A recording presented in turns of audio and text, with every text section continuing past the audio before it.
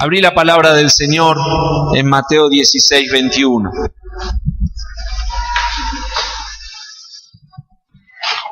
La palabra del Señor es como miel al paladar de aquellos que aman al Señor. Es algo dulce, es algo bueno, es algo rico. Cuando entendemos que ella nos puede bendecir y entregar de parte de Dios todo lo que está preparado en el cielo para cada uno de nosotros, entonces nos entusiasma. Y aquellos que hemos vivido en algún momento tiempos de búsqueda de Dios, sabemos que en la palabra del Señor encontramos el equilibrio justo para la vida. Y ella nos da el eje por donde tenemos que caminar equilibrados, ¿sí? Y nuestra fe es alimentada, perfeccionada por medio de la palabra de Dios. Así que yo oro en esta noche para que seas parte de un pueblo que ama la palabra de Dios, que defiende los estatutos del Señor y que se anima a vivir y no solo a ser oidores, sino hacedores de todo lo que Dios quiere entregar al pueblo. Amén. Qué buena oportunidad, decía, es esta para recobrar nuevamente el sentido verdadero de la Pascua. Estos 3 días que hoy culminan con lo que celebrábamos hace un ratito, la resurrección del Señor, celebrábamos, ¿sí? Pero es un tiempo que se originó con mucho dolor por parte del Señor. La Pascua, en forma resumida, podríamos decir que simboliza y significa la victoria de la cruz, en primer lugar.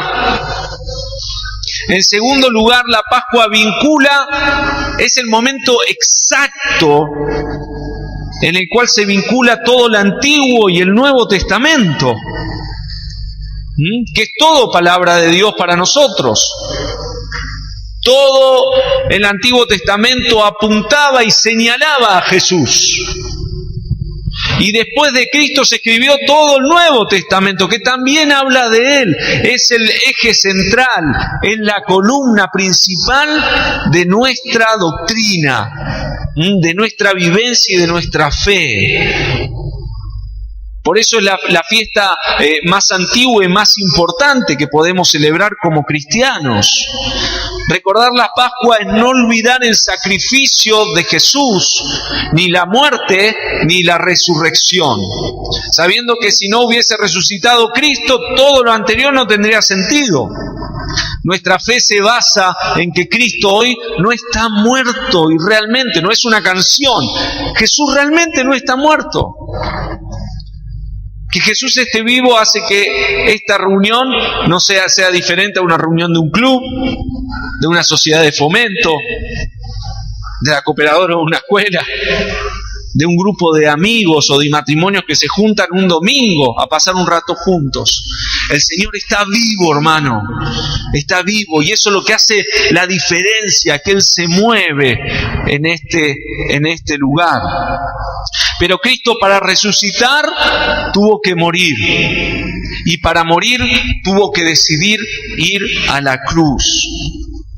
Hoy hay 2 enseñanzas que te quiero dejar muy fuertes con respecto al significado de la Pascua y a todo el plan que Dios tejió desde la eternidad.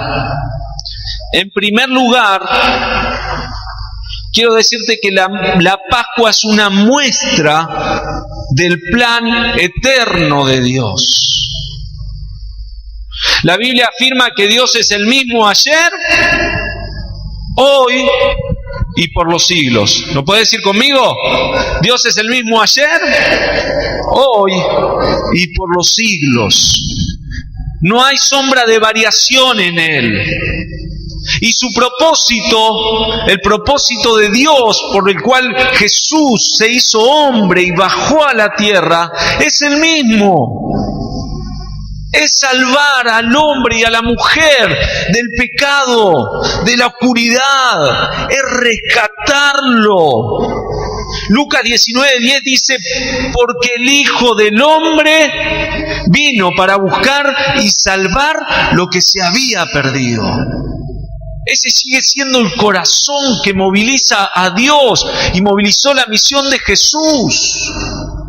Salvar, sanar, dar salud, vida plena al hombre. Y lo primero que te quiero decir es que hay un plan de Dios establecido desde antes de la fundación del mundo.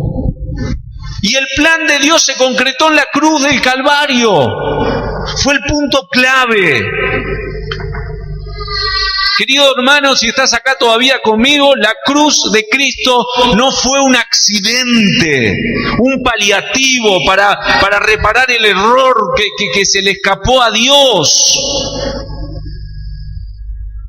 No es que a Dios no le quedaba otra cosa y tuvo que inventar el plan de la cruz. Dios siempre tuvo un proyecto con la humanidad, desde la eternidad. Cuando el hombre pecó, al principio en el Edén, no es que a Dios se le escapó de las manos y se puso nervioso y no sabía qué hacer. Dios es el mismo y es eterno, ayer, hoy, por los siglos. Dios ya sabía que el hombre iba a pecar y le dio libertad igual. ¿Se imaginan a Dios poniéndose nervioso porque el hombre pecó? Comiéndose las uñas porque se le escapó un poco de su plan y diciendo, no lo había calculado, no lo tenía. Tampoco es que Jesús tuvo que salir a escena en la historia de una forma rápida porque a Dios se le quemó el libreto, no. Hermano querido, Dios no es un improvisado. Hay un plan tejido que tiene origen eterno. Y yo quiero que hoy Dios te revele esto. Dios desde la eternidad ya nos amó. Antes que nazca ya estabas en su corazón. Aunque a Dios nunca le agradó el pecado del hombre, no fue una sorpresa para Él, porque Él todo lo sabe. Entonces la cruz de Cristo, no es un remiendo o un parche de último momento para zafar, porque Dios no sabía qué hacer. Ya estaba trazada el plan de la cruz de Cristo en el laboratorio de las intenciones de Dios desde la eternidad. Dios ya había pensado en vos, ya había pensado en mí, inclusive antes de que nacieras.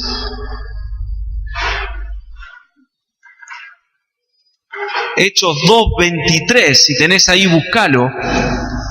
Hechos 2:23. Dice,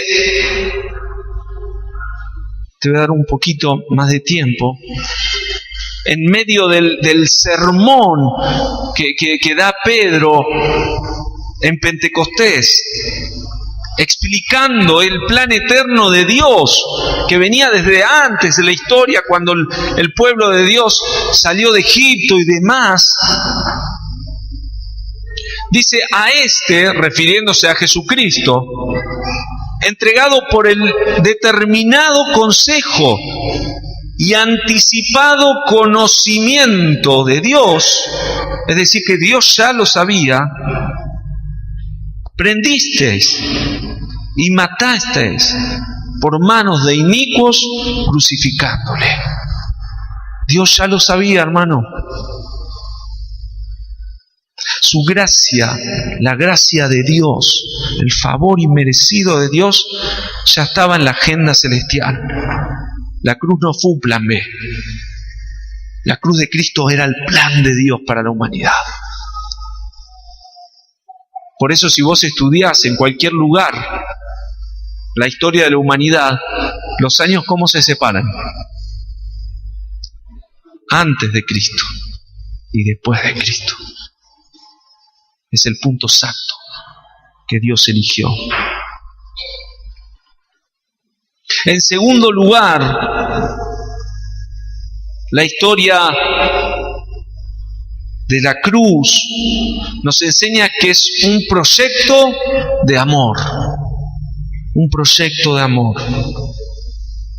La iniciativa en la relación del hombre con Dios y de Dios con nosotros no fue una iniciativa nuestra. Fue la iniciativa de amor. Dios tomó la primera decisión de enviar a su Hijo.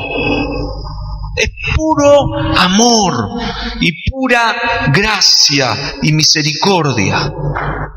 Acá hay dos palabritas que tenemos que entender. Gracia y misericordia de Dios. La gracia es todo lo que Dios hace sin que vos te lo merezcas.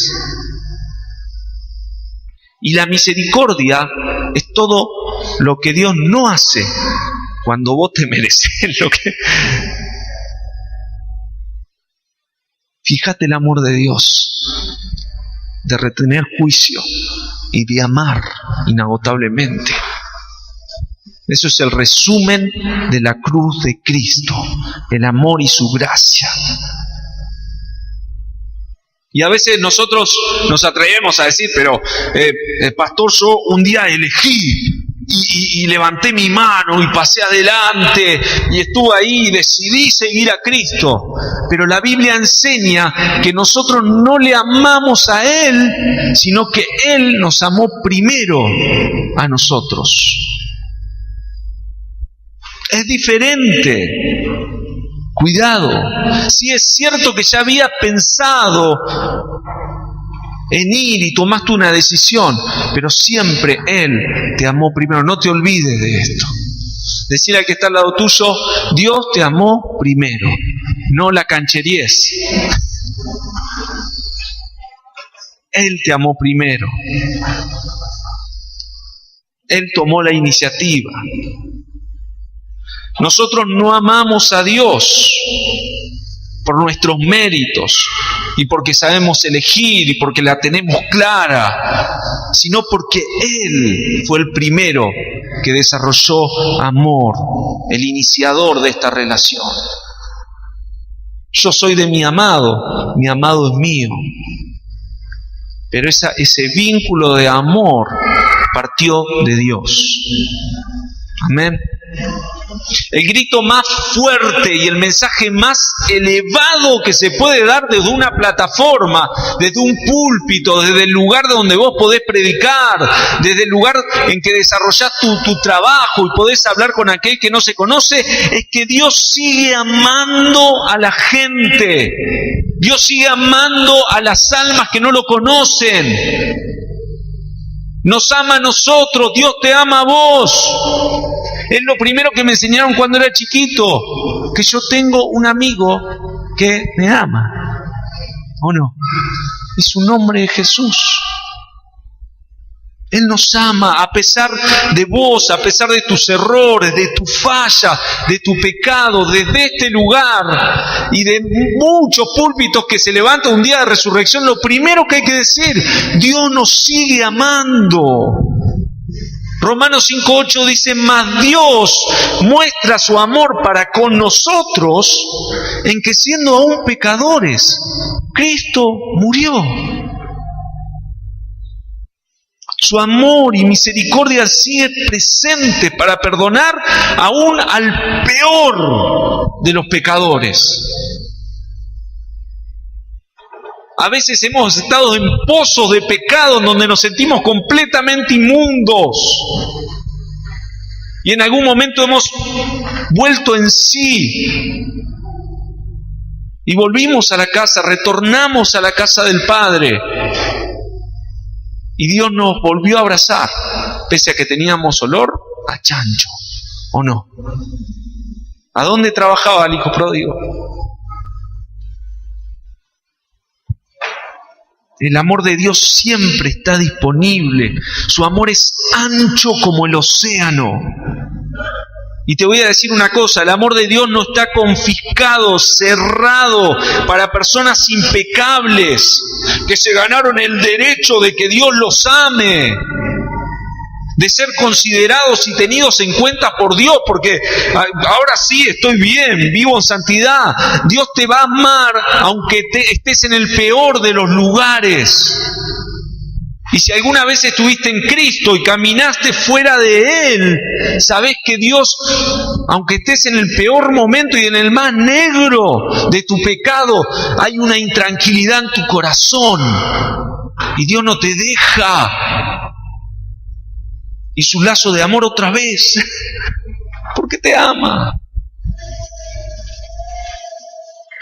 Con mi esposa recibimos la posibilidad de pastorear a jóvenes y vienen las mamás y nos dicen: mi hijo está mal, está envuelto en drogas, anda en cualquier lado, viene a cualquier hora, de cualquier forma, vos lo vieras. Y me lo dicen con dolor y con preocupación. Yo le digo: orá por él, ponelo en las manos del Señor y mostrarles el amor de Dios. Amalos, amalos. No le hables tanto, porque cuando los padres están en esa situación hay mucha ansiedad y por ahí hablamos de más. Le digo: amalos. Dios te va a ayudar a mostrarles el amor de Dios. Y quédate tranquilo que si fueron enseñados en la palabra de Dios, no van a poder pecar tranquilos. Van a estar inquietos, porque el Espíritu Santo va a estar insistiendo en sus corazones. Dios vino, Cristo vino y fue a la cruz para los que están enfermos, necesitados, dolidos, desvalidos, hambrientos. Ayer tuvimos la segunda reunión con mi esposa, estamos pastoreando jóvenes en la iglesia Pueblo Nuevo Bahía Blanca. De paso le pido que oren por nosotros, porque hace solo 20 días que estamos. Y hay mucha necesidad y es un desafío enorme, porque las preguntas, las problemáticas y la crisis de los jóvenes de hoy no son los mismos que hace 10 años. Y me llevó una sorpresa enorme cuando estábamos en el medio de la reunión y Dios se estaba moviendo en aquel encuentro, e ingresó un hombre que se llamaba Juan Carlos, pero su aspecto era de mujer, desarreglado, se iba a trabajar. ¿Ustedes me entienden?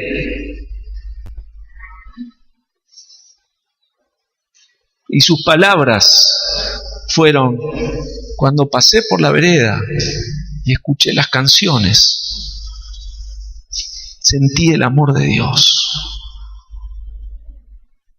Y una de las chicas se acercó y lo abrazó. Terminaron hablando con él.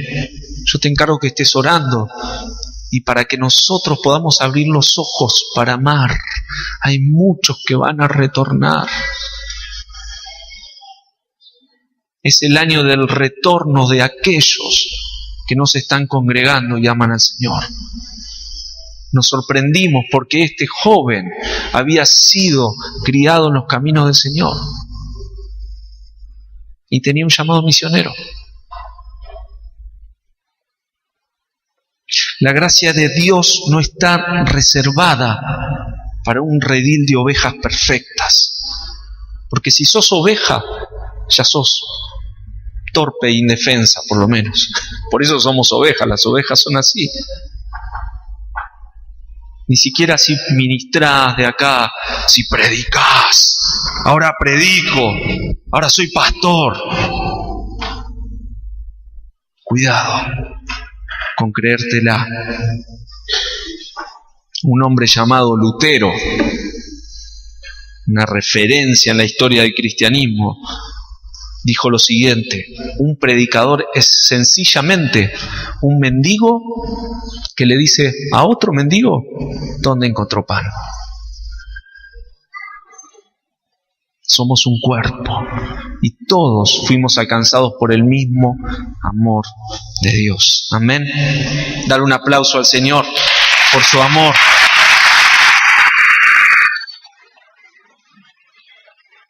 Gracias, Señor, gracias. La cruz de Cristo, su cruz es la máxima expresión de su amor. Allí pasaron cosas extraordinarias cuando Cristo fue crucificado. Si hoy pensamos en la crucifixión y lo vemos a nivel humano, a nuestro plano, con nuestra forma de ver como hombre, como una mujer, buscaríamos rápidamente una cadena de responsables. ¿Quién llevó a Jesús a la cruz? Nos diríamos, ¿no? Así como quizá algún discípulo lo estaba calculando en ese momento, en forma humana, desde acá, desde nuestra perspectiva y visión. Y quizá diríamos, fue la codicia de Judas, ese Judas que lo traicionó, que lo entregó. Y podríamos seguir diciendo que eran los sacerdotes judíos, que se burlaron, lo escupieron, lo menospreciaron. Poncio Pilato, que lo entregó por temor. Y la crueldad enorme de los soldados romanos. Eso diríamos nosotros. Pero yo te quiero invitar a que me ayudes. ¿Estás acá conmigo todavía? ¿Sí? Chequéame que el de al lado esté, dan un así chiquitito, decirle, vamos a acompañarlo. Te quiero animar a que hoy podamos verlo desde la perspectiva del cielo. ¿Cómo vio Dios el momento de la crucifixión? ¿Qué fue lo que sucedió? Pero desde la perspectiva de Dios, no del hombre, sino de Dios. ¿Cómo se habrá visto desde el cielo? ¿Cuántos saben que desde arriba las cosas se ven mejor? ¿O no? Ves más parejo, ves todo el entorno. El cielo se llenó, dice la palabra de Dios, de tinieblas durante 3 horas. En el momento en que el sol clavaba en mediodía, se llenó de tinieblas. Así como cuando Jesús nació, hubo gran claridad a medianoche, con los pastores en el pesebre, con la muerte de Jesús hubo gran oscuridad en mediodía.